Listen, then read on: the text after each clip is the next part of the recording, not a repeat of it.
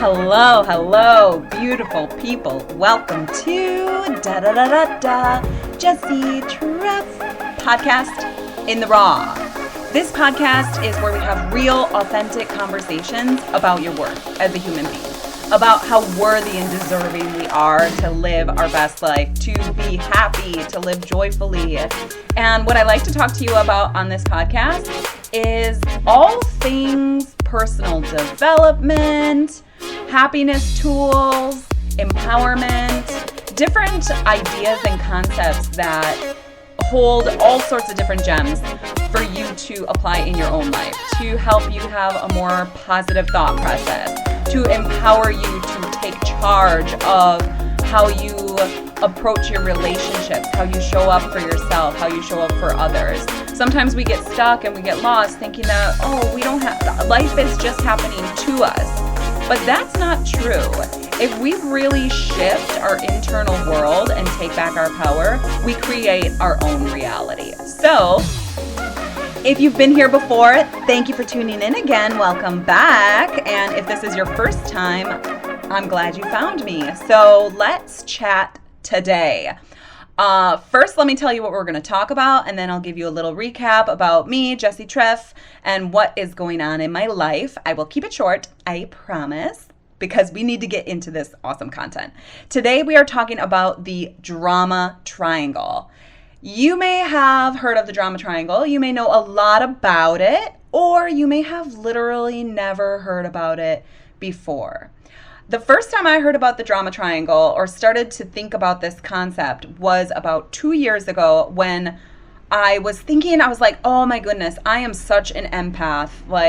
That's what I am. I'm an empath. So I found this book called The Empath as Archetype, and it's by Elaine LaJoy. And this is like a self-published book, a really not really well-known book. And I got it and I read it, and it really walked through the drama triangle without saying, hey, this is the drama triangle, let's talk about it. So it walked me through all the different parts and roles of this drama triangle. And it really started to sink in my head, like, wait, am I really an empath? Or is this just a unhelpful mindset that I'm in?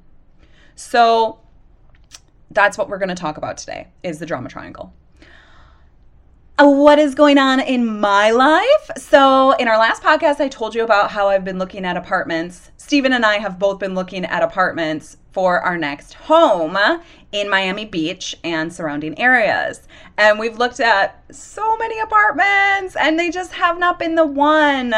Maybe they weren't in our price range, or maybe they just weren't nice inside, or just the vibe wasn't quite right, or they just weren't what we were looking for. So we are still looking. We drove up around North Beach and Surfside and Ball Harbor and the Upper East Side of Miami, and we just haven't found anything yet. So we have a fun activity that we're doing this weekend where we are going to drive up to Palm Beach Gardens, which is an hour and a half-ish north of Miami. And we're going to kind of look around there and see what that feels like. So like I've been saying, this is a cool phase of life for both of us.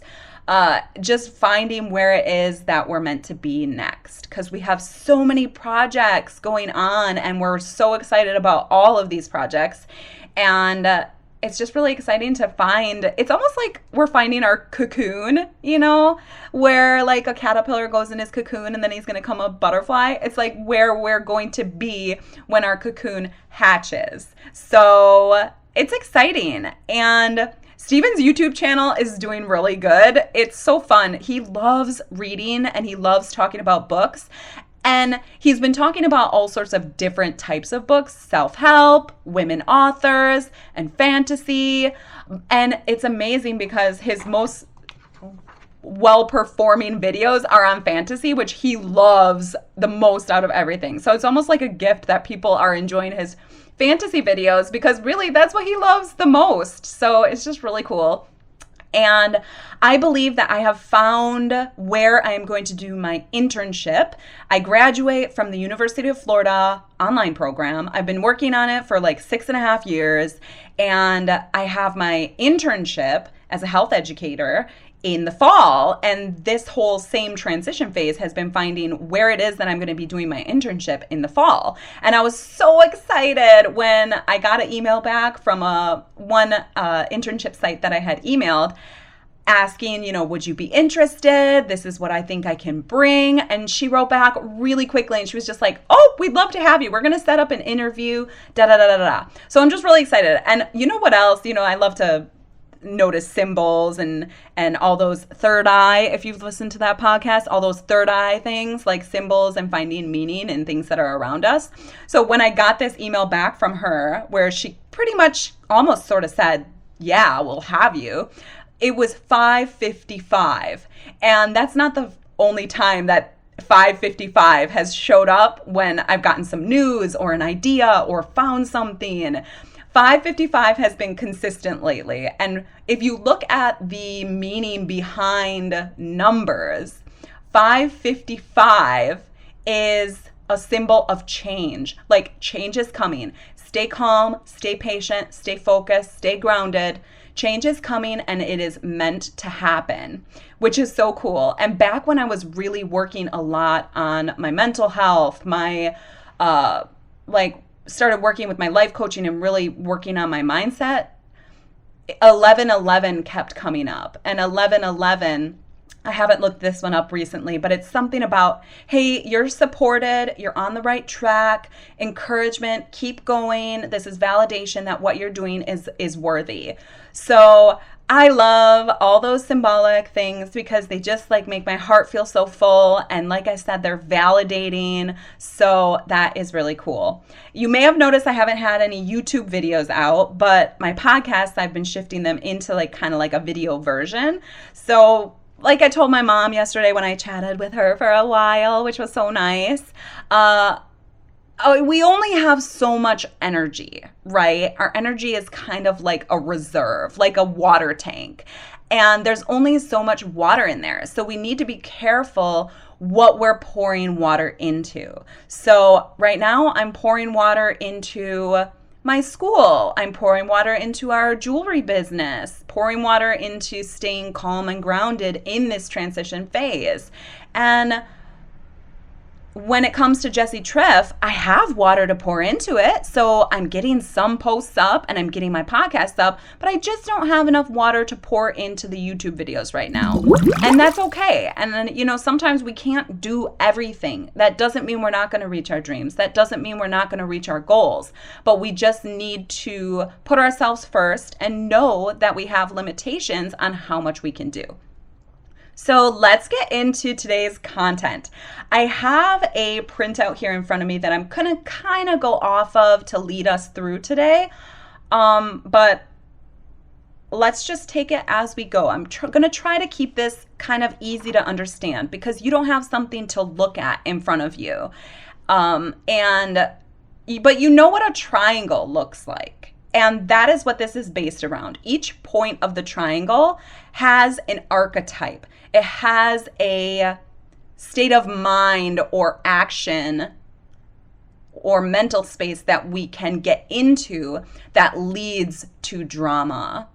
And this triangle was figured out. It was created. It was put together by Dr. Stephen Karpman in the 1960s. And I looked him up a little bit because I've heard his name quite a lot because I love this drama triangle.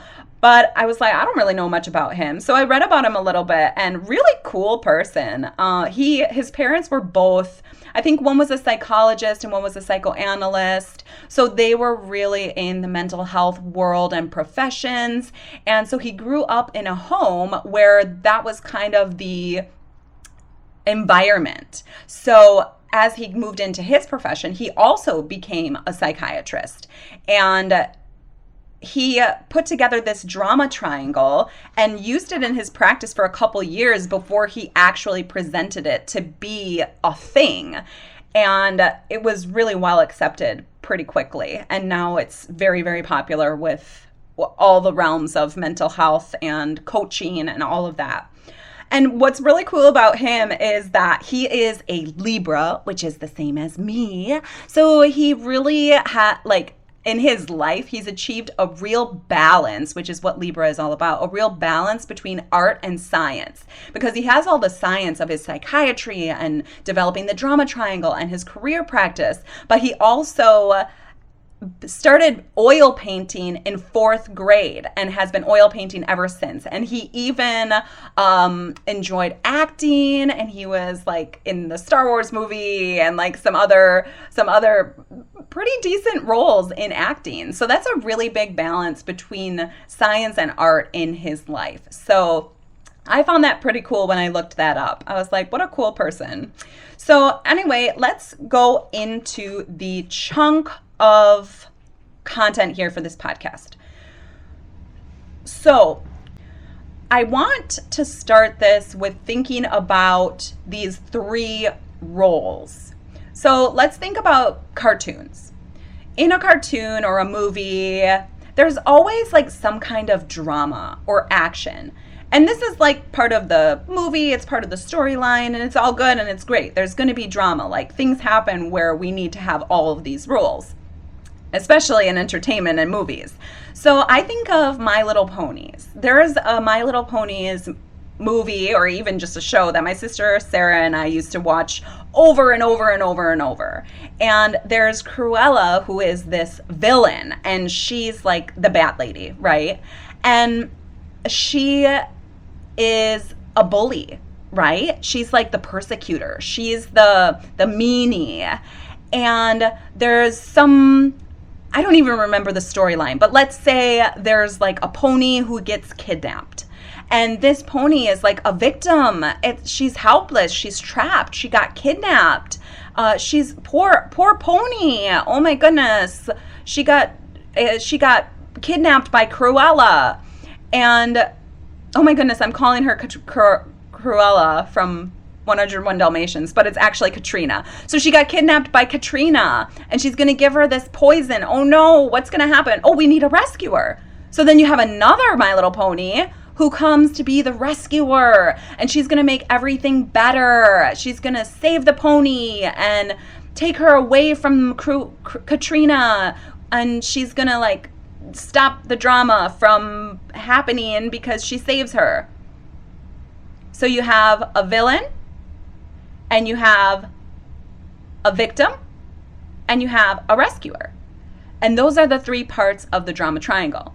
But the thing with the drama triangle in our life, when it is not a movie, is that the drama doesn't stop, because we continue when we're in the wrong mindset and when we aren't doing the work of shifting it. We keep moving between the different points of the triangle, and we just keep shifting from victim to persecutor to rescuer to just this keeps going around, and then the drama keeps happening. So think about if you are fighting with your partner and you say, oh, can you take the trash out? And he decides to be a bully, which is persecutor. He decides to be a bully, and he's like, why can't you take the trash out?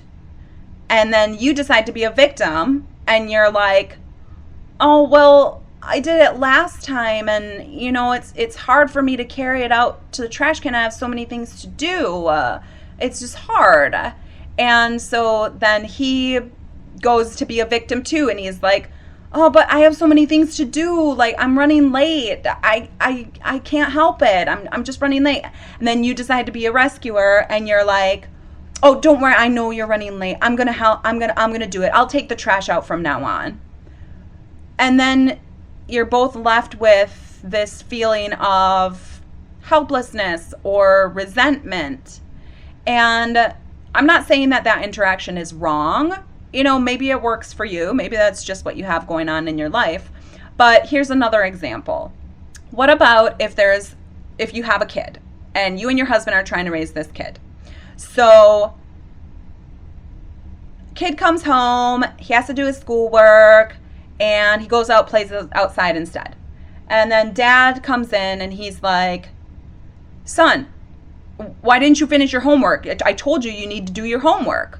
He's kind of being a bully, right? And kid is a victim, and he's like, oh, but it's so hard. He's a victim.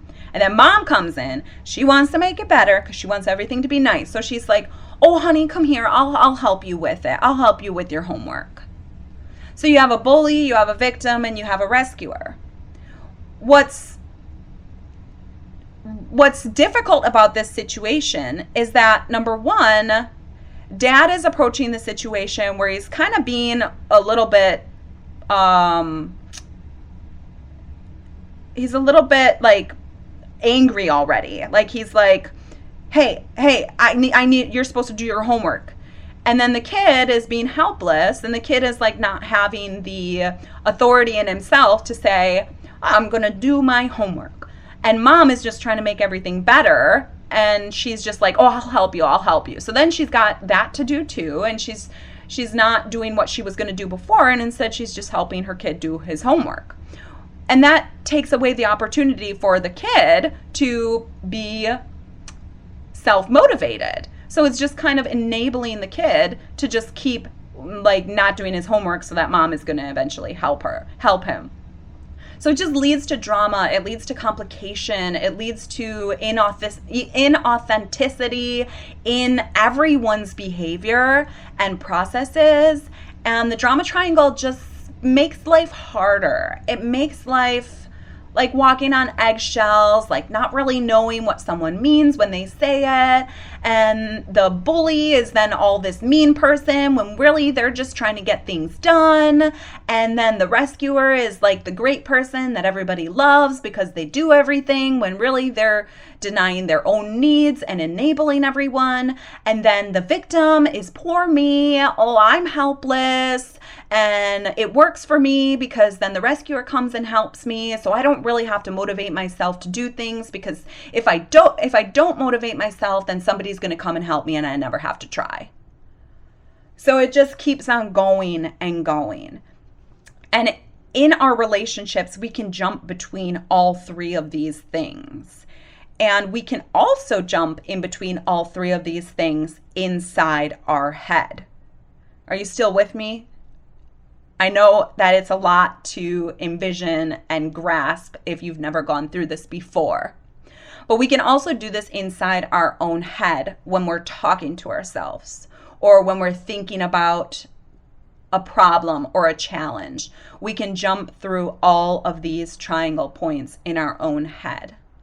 Let's say we are working towards a goal and it's a little far off and we have a lot of work to do. So we start with being a victim and say to ourselves, oh, this is so much work. I don't really know if I can do this. This is so much harder than I thought it was going to be. Why did this problem have to come up? Why did this issue have to come up? Why is this so hard? I never reach my goals. I'm going to fail again. I should just quit. Then you decide to bully yourself and you're like, oh man, you're so weak. Why are you so unmotivated? Where's your willpower? You never get anything done. Do this now. Sit down at that desk and do that work. Get it done. You are so weak. Like just motivate yourself. What's your problem? And then you rescue yourself again and you're like, well, you know what? If I just you can just sit at the computer. You don't need to work out. You don't need to rest. I know you're tired, but you can get it done. You'll get it done. Why don't you have an extra coffee or a Red Bull? Sit down, get it done. The Red Bull will help you feel better. And if the Red Bull doesn't help, maybe there's something else that can help. I think if you just have that extra caffeine, it'll help you. So you see, you jump through all the different points of the triangle in your own head too. So the trick is to understand when you are stepping into one of these roles. And I'm going to go through each one of these roles in a little bit more detail. I just wanted to give you a few examples for you to help you start to envision it. And we'll go through each one of these points of these roles or archetypes in detail. And then we'll go through the opposite of what it is to step out of the triangle into a higher version of that role and what that higher version is. And what you'll notice as we shift into that higher role is that it's very freeing. It takes work and attention and curiosity into yourself to be able to identify when you step into one of the unhelpful roles. But when you do the work and you identify and you notice and you try to step out of, it's so freeing and authentic and real and empowering. So I hope you feel that as we go through this information today. Let's start with the victim. The victim role is one that, hang on, let me have a sip of coffee. All right. Oh, that was really good. My husband makes the best coffee. And sometimes I'll make a pot of coffee, and for some reason, it just isn't good. I used to make my own coffee all the time, and then Steven started making it, and he wakes up before me, so I wake up to brewed coffee every single morning, and he just makes it so good. And he'll like walk me through how much coffee to put in and everything, and it just doesn't come out the same. So we've gotten used to it. He feels the same way. He says my coffee's not good too, and I say, good, you can make it then. It's great. So anyway, let's start with the victim. So we all probably know people who have a poor me attitude.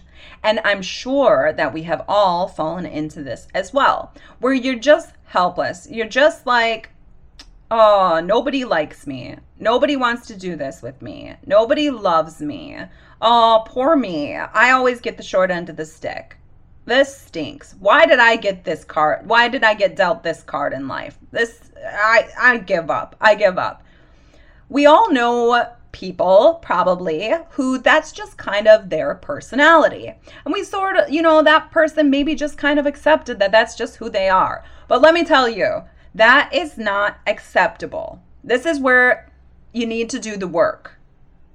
You're in victim mode. You need to do the work and understand that you're choosing, or that person is choosing, to be in that mindset. And it's unhelpful. So the victim feels helpless. It's like a poor me attitude. They feel oppressed and abused or like taken advantage of. They feel helpless. They're ashamed of themselves and their life. They have no power over their life or their actions or their thoughts. They're totally incapable of taking action. They're dependent on others to help them with what they need to do. They're always looking for a rescuer, who we'll talk about. They're always looking for someone to rescue them. They can't solve their own problems or make decisions to help themselves. They just can't do it. And there's a lot of self-pity, kind of avoid accountability and responsibility, and they see themselves even as less than other people. They really see themselves as not deserving. I don't deserve that. Everybody's better than me. It's just very defeated and very like have given up, don't think there's anything better, and it's just really depressing, isn't it? Like talking about that is just really like, even as I'm reading this, I'm like kind of slouching in my chair and I'm like, this sucks. That's the victim. And I'm sure you've gotten stuck in that mindset too. And I get in that mindset, man. Sometimes I'm just feeling sorry for myself. And I'm like, this sucks. I have to deal with this again. Man, my life sucks right now. Why did this have to happen again? But, then I notice, wow, I'm really being a victim right now. Okay, what can I do to shift this? And we'll talk about that. So then the next point on the triangle that we have is the bully, which is also persecutor, which is the name that I started with, but we'll go with bully. So the bully is the mean person. They're the bully. They're the one that's like just really like demanding and just the jerk. The bully's the jerk. And a lot of times they're bullying the victim. Like when the victim's like, poor me, I can't do it. Then the bully will be like, what's your problem? Why are you so weak? Like, why can't you do it? Like, just do this, get it done. So the bully is critical and judgmental. The bully judges others and they're like, wow, they're so incapacitated. They're so lazy. They'll label, they'll judge, they'll be super critical, really argumentative. If you're in a bully mindset or somebody's being a bully, they'll want to start a fight. They'll want to like get heated or like start going back and forth. They'll lash out, have a temper. They'll say, it's all your fault. This is your fault. They really make the victim feel even more helpless. And at this point, as I'm talking about this, it's like the bully's such a bad guy, right? We all don't like the bully, but really the bully is stuck in a mindset. They're stuck in an archetype of they feel like this is what they need to do to get things done, to get things to change, to stop the drama, to get some action going. This is what the bully feels like they need to do. Like it's their responsibility. So it's not always that the bully is the bad guy. They're being the bad guy right now. A lot of times they're driven by anger or resentment. A lot of times the bully has anger that they haven't expressed in a healthy way or dealt with in a healthy way. They'll attack. A lot of times when we're being the bully, we'll use guilt to control, like saying, you always do this. You should be grateful. Stuff like that. Or why isn't it enough for you? Very rigid in thinking, really hard once they lash out and start an argument, really hard to shift it around and have them see the other perspective when they're like really rigid in what they're thinking. Super bossy, dominating, like a me first, like they'll want to talk first. They'll want to like get things done first. They'll want their things that they want done first. They want it done right now. And it's really important for them to be right. The bully needs to be right. The bully isn't in a place in their mindset where they're open to listen to other ideas, to listen to other perspectives. The bully like has a shield up and they're like, get it done, and I don't want to hear anything about it. So when I first heard of the drama triangle, I was like, well, at least I know I'm never a bully.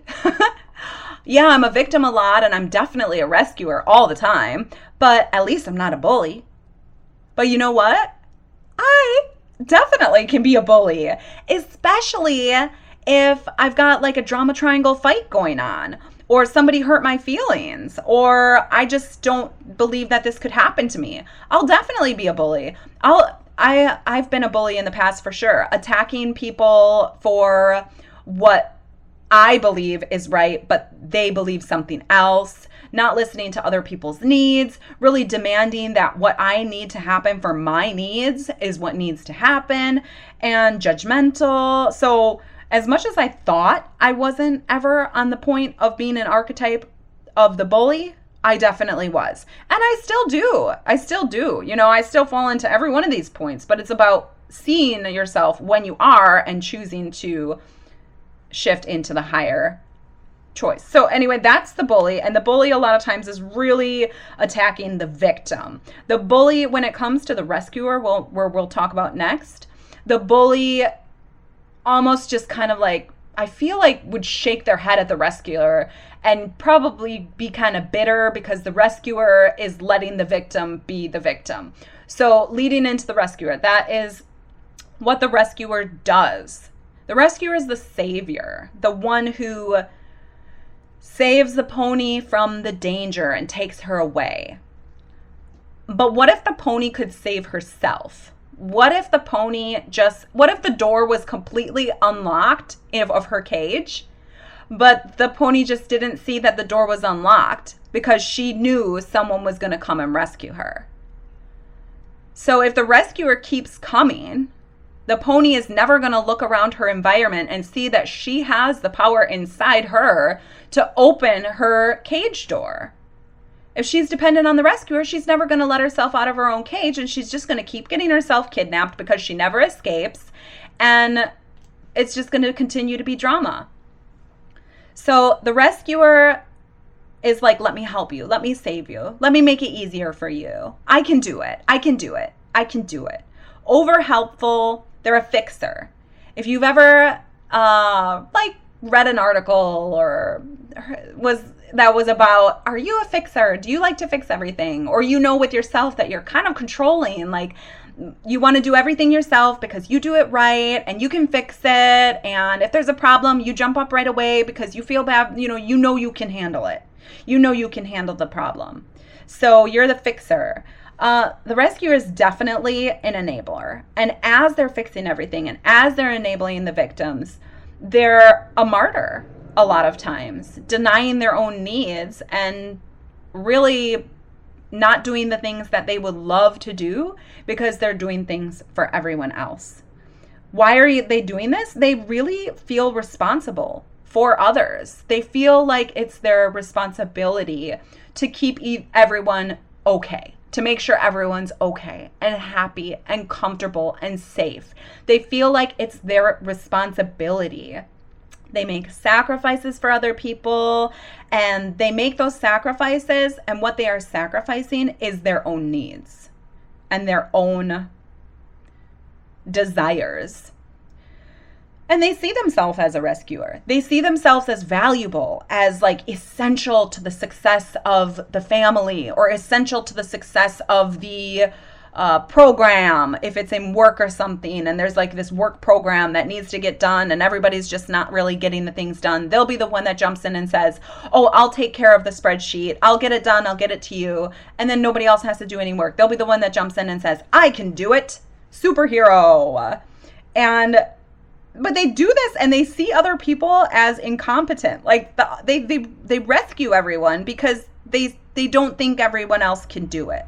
They don't think that they're capable. They sometimes see people as helpless. And when they can't fix someone's problem, they feel guilty, like it's their fault. Then someone else's problem becomes their problem. And the biggest thing is that the rescuer keeps the victim dependent on them. The rescuer stops the victim from being able to step out of their helplessness. And the victim loves this because then the victim doesn't have to work on their motivation or their willpower. The victim can stay safe in their lack of power and mopiness. So those are the 3 points of the drama triangle. So if you imagine all of these 3 working together, we'll start with the victim. And the victim is sitting there and they're depressed and they're having a really bad day and they feel ugly and they didn't get the things done that they wanted to get done and they have a tummy ache and they don't know what to eat and their friend didn't call them and they thought their friend was going to call them, but they canceled and they couldn't do the call and nobody likes them.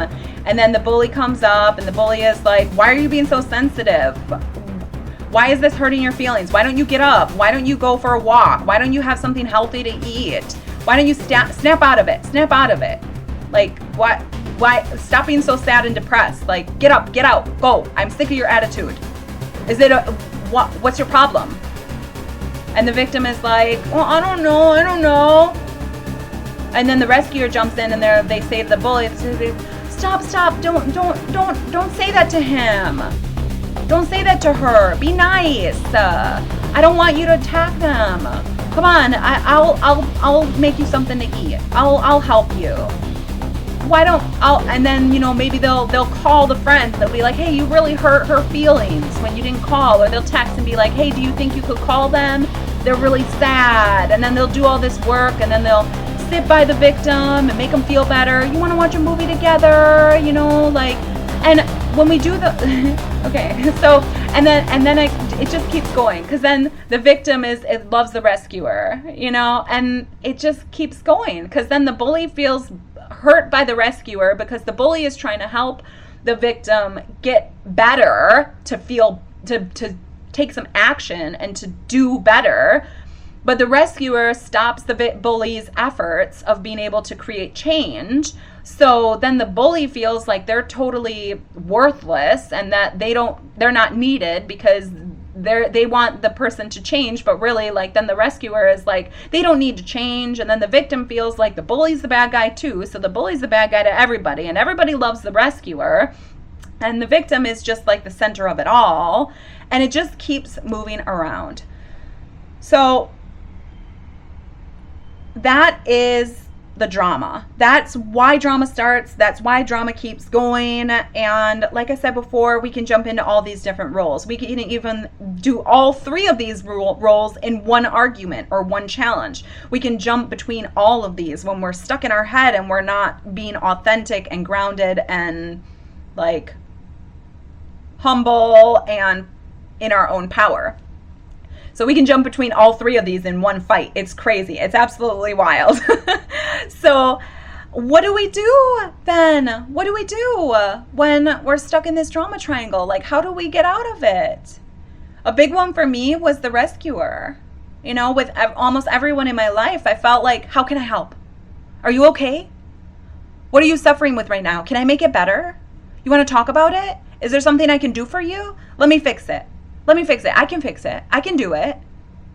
Rescuer was a big one for me for a long time. And it was really hard to figure out, why did I feel guilty for everyone else's difficulties?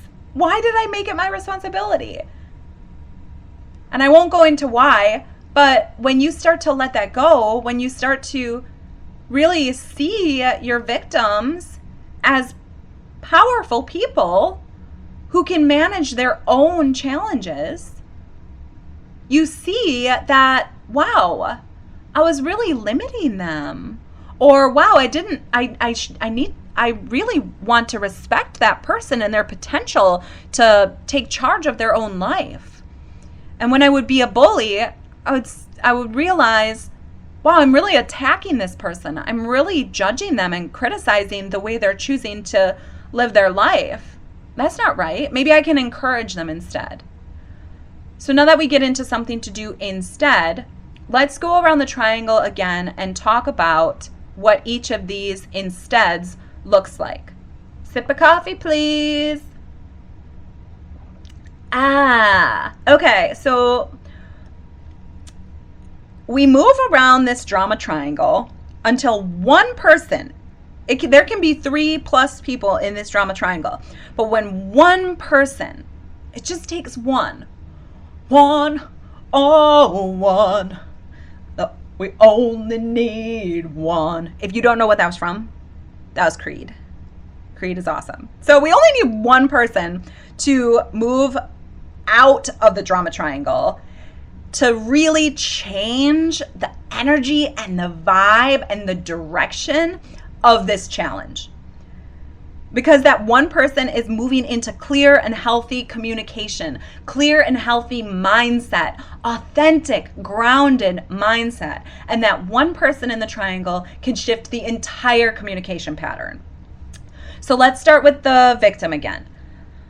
So a victim is going to move into a survivor, a thriver. So you're not a victim anymore. They're not a victim anymore. They're a survivor. They can push through. Do you feel the power in that?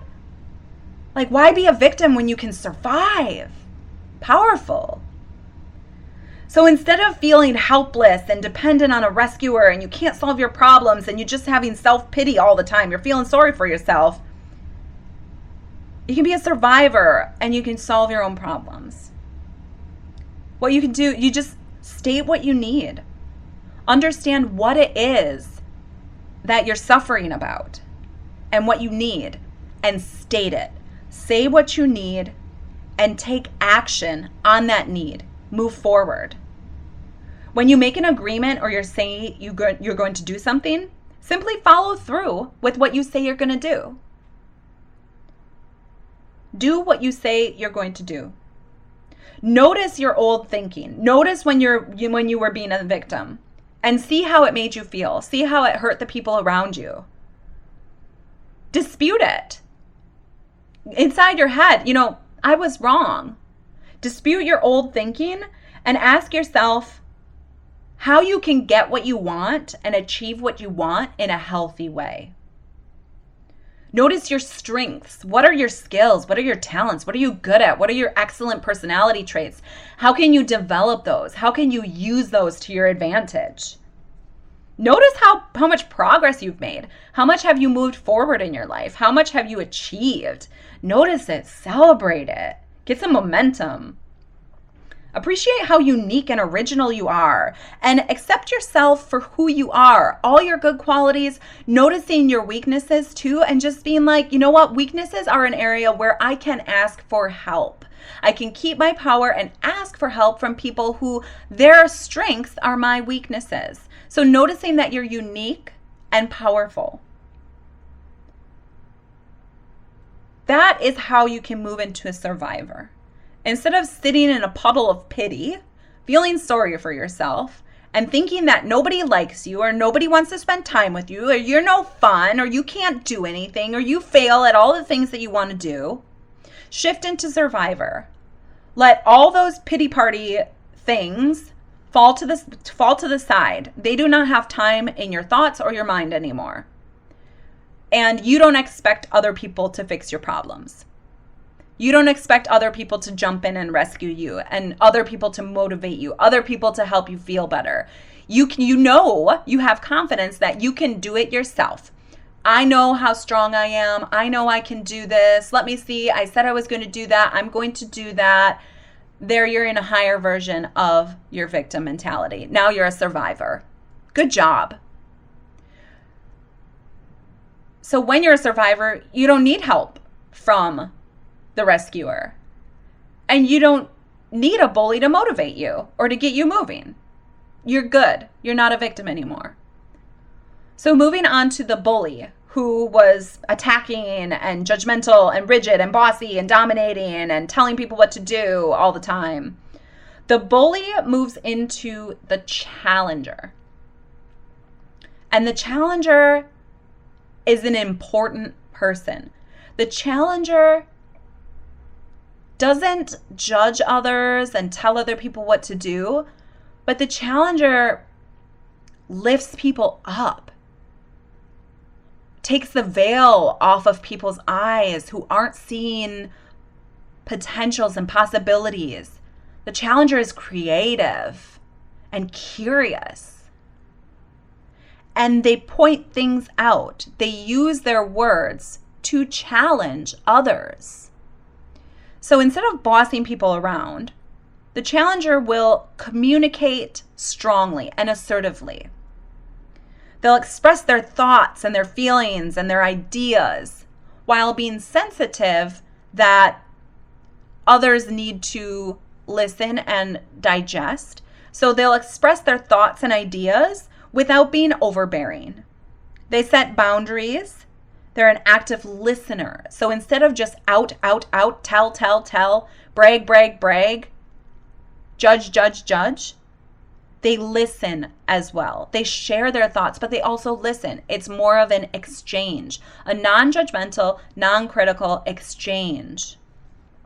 They ask questions instead of ordering people around and blaming. So if the kid didn't do their homework and the dad is upset, he comes in and he says, "Son, why didn't you do your homework yet?" How much possibility is there in there? The kid can still choose to be a victim and say, "It's so hard, I can't do it." But the dad approached it in a challenger way, where he said, "Why haven't you done your homework? Is everything okay?" They're accountable. They make expectations clear. So if they are the leader or they are trying to make sure things get done, they clearly state what the expectations are. They'll tell their son before they go out to play, "Son, as soon as you come in from playing, I want you to sit down at the table and do your homework." So they'll make their expectations clear ahead of time, not expecting people to just know what they want. They don't threaten people. They don't blame. They don't push guilt on people, and they collaborate. They collaborate with the new survivor and the higher version of the rescuer. They instigate the collaboration. They instigate the possibility to work together as a team. So that's the higher version of the bully. And they're not mean anymore. There's not a mean feeling that comes with the challenger. There's a feeling of respect and almost like a welcoming, like, yes, can you come in and show me how much potential I have? Can you come in and keep me accountable and make sure that I get the things done that I say I'm going to get done? The order aspect. So that's the higher version of the bully. And then we get to the rescuer. What's the higher version of the rescuer? It's the coach. The rescuer doesn't take on others' needs as their responsibility, but rather takes a role of the encourager. The coach supports the survivor. The coach supports the challenger. Or if someone is still in a victim mode, the rescuer will come in and try to fix it, try to make it better. But the higher version, the coach, comes in and reminds the victim of their power and leaves the victim with the opportunity to step into it. The coach doesn't do it for them. They remind the victim that they have the power to take action, and then they create the space for the victim to step into that power and take action. So the coach says things like, I care about you, and I know you're capable. I know you can do it. I care about you. You can do this. I know you can. They don't do for others what others can do for themselves. The coach doesn't do something that someone could do for themselves. They're willing to listen, and they can listen to people's problems, to people's hurt or challenges. They can listen to these things without taking on these problems themselves. They don't feel the pain of the person's problems. They're able to listen and have compassion, but not feel the pain themselves. They don't feel that they need to do something about it themselves. They're able to actively listen to what's going on and have compassion, but not feel drained. They set boundaries that reflect limitations. So when they see a limitation with someone, that someone has some resistance somewhere, the coach will set their own boundary and say something like, this person is really resistant to stepping into their power, to making changes, and I'm going to set this boundary that I only help this much, or I only listen this long, or I only offer to do this many things for them, or I'm stopping helping them with this. They're able to set these boundaries, and they can help others set boundaries as well. The coach takes care of their own needs. The rescuer used to sacrifice their needs for others, fixing everybody's problems, enabling everyone, but the coach sees their own needs and they make sure they're met. It's not a big deal. They do their self-care, they do what they need to do, they meet their needs, and they live their life. They don't live everyone else's life. They listen to their gut, they listen to their convictions, and they offer compassion over solutions, like I said. So when they listen, they're compassionate. They have compassion. They really feel for whatever someone's going through, whatever state they're in, whatever the life situation is. They have a lot of compassion for it, and they don't try to fix it. When we try to offer solutions to everyone, when we try to give them advice when they haven't asked for it, we're really trying to fix it a lot of times. So they'll listen and not have that deep need to offer a solution of what to do next. If the person asks, that's different. But compassion instead of offering solutions. And the same thing, they offer support instead of rescue. They're not going in to rescue everyone, to make it better, to fix, make it better. Instead, they just offer support. I know it's hard. I know you can get through it. This is really challenging for you. I can see it. If you need to talk, I'm here. And when they do help other people, it's because other people asked them for their help. It's not going out offering, I can help if you need it. I can help if you need it. Call, let me help you. It's waiting for others to ask them for their help and then being willing to help. It's like a victim. Well, not a victim, but a survivor. If a victim is in a higher mindset and they're a survivor, you need to allow them the opportunity to do it themselves. And if they feel like they need help, to ask for it instead of volunteering it all the time. Let them get strong, right? Give them time to get strong in themselves. And that's what it is. A coach really allows others to think for themselves, to make their own choices, to decide what's best for them, to find their motivation, to really grow. So those are the higher versions of the drama triangle. So instead of a bully and a victim and a rescuer, you have a challenger, a survivor, and a coach. So a challenger, survivor, and a coach, they're so powerful together. And if you just shift into one of these higher archetypes, you're bringing in an empowered and grounded and authentic vibe to the situation. And that's when drama can start to fizzle out. So you can go on Google and you can actually just search the drama triangle and you'll find the diagram with all the descriptions. And then if you keep looking, you'll find the higher versions. But feel free to email me if you want a copy of the drama triangle with the higher versions. It's just really amazing to look through. And I actually was thinking about putting this on my fridge just to remind me of the qualities that I can fall into in my mindset that aren't helpful, that lead to feelings of powerlessness or drama, and what I can do instead.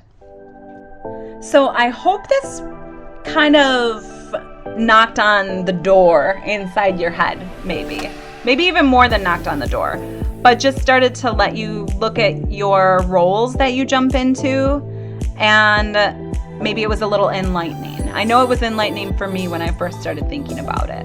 And the thing is that we may feel like, oh, why should I care about this? But one of the reasons that I've learned that we really need to care about how we live our life and how we show up in our relationships is because it's not only for ourselves, but it's for others.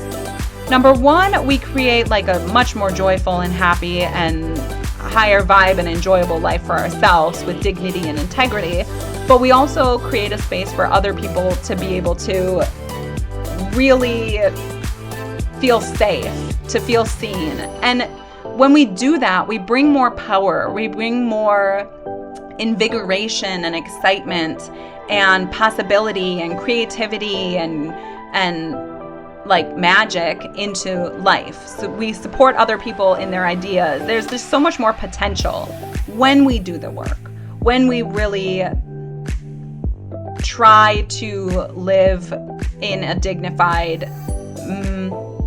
good mindset type of way. That's why we want to do the work. So maybe you never fall into the drama triangle. That would be cool. But I know I do. And I hope you all have a really great week. Thank you so much for listening. I really appreciate your time hanging out with me here on Da Da Da Da Da Jessie Trifra. And it's June, so it's summertime. I hope you're enjoying the summer. Here in Florida, I have beautiful days all around the year, but I know some of you are in places where it has been cold and summer takes forever to arrive in Wisconsin, where I grew up. And I know I've been receiving pictures from my family of these beautiful flower bouquets everyone is picking. So I think that's awesome. Enjoy your summer. Maybe your kids are out of school and you get to like have them around, or maybe you just like love to sit on that lawn chair and get some sunshine. Just enjoy it. Just soak it up.